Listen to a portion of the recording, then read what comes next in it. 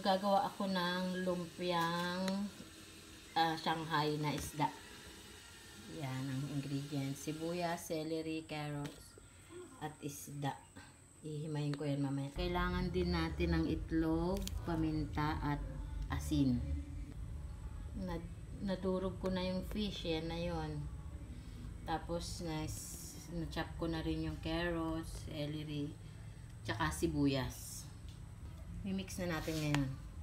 Sibuyas. Yung celery. Sabay-sabay yan. Pwede na. Kaya lalagyan ng lahat.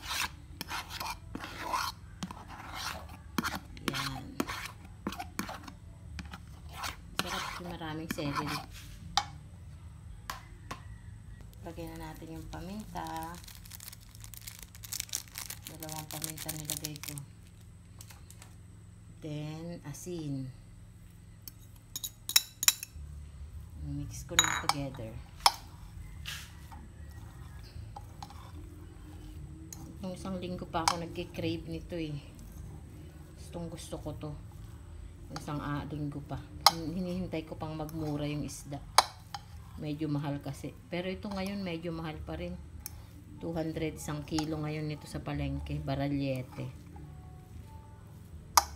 Yun. Maraming carrots, ano. Dating ko na rin yung itlog na ihalo ko dyan.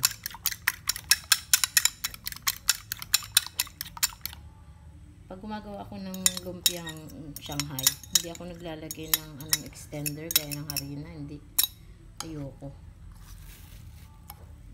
Gusto kong enjoy yung lasa niya talaga as fish. O kaya karne, ganun. Pero ngayon, iwas muna ako sa meat.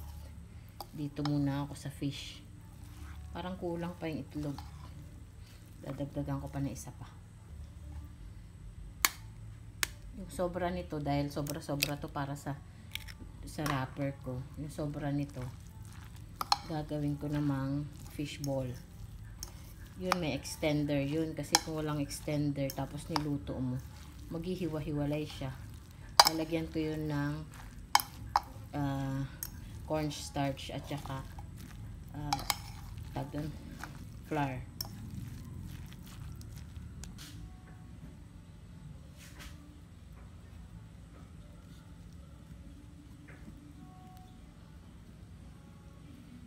Balutin na natin.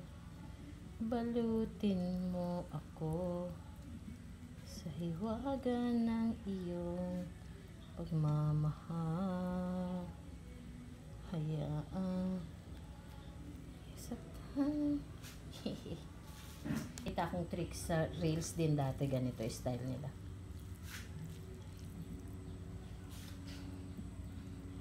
Para mabilis.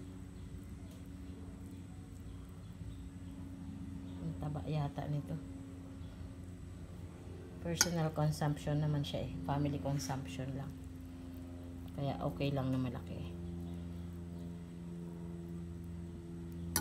Dami kasi. Sobrang taba. Chubby. Yan. Ganyan ginawa niya.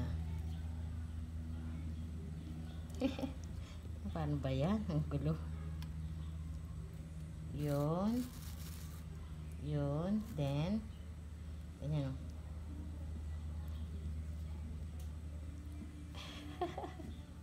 Ginagaya ko. Hirap yata. Parang mas mapapabilis pa pag individual. Siguro kanya-kanyang technique lang. Yan o. Yun o.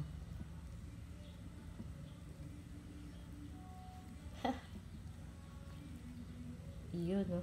Tapos hahatiin. Ganyan o. Hinahati niya ng 4. Yun o. Okay naman pala. Maganda. Yun. Pero yung single, pwede ko pa rin hatiin sa 4. Parang mas marami akong tatlo. Parang mas marami akong magagawa pag single. Kaya lang maliit na tong isa.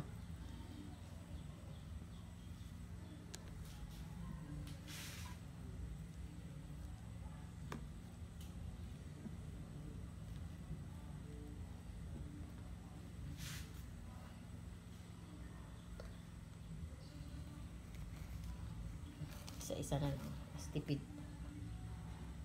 Yan, nakagawa na ako. Hindi pantay-pantay, pero pag naluto yan at sinubo mo, pantay na sa tiyan.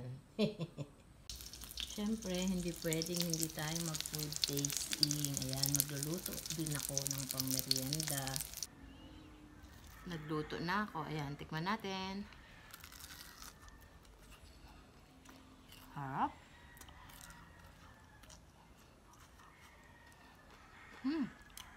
Ang lasa. Sobrang sarap. Para sa hindi isda. Para sa karne. The best. Ang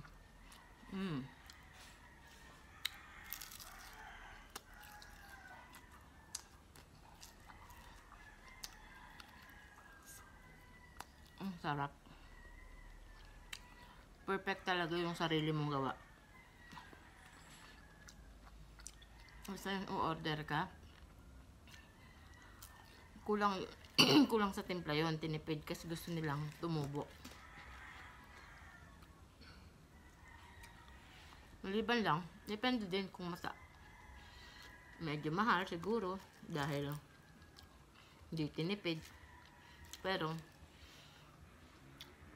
kung gusto mo ng masarap at tipid, ikaw ang gumawa. Harap.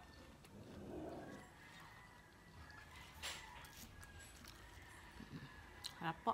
Kain tayo.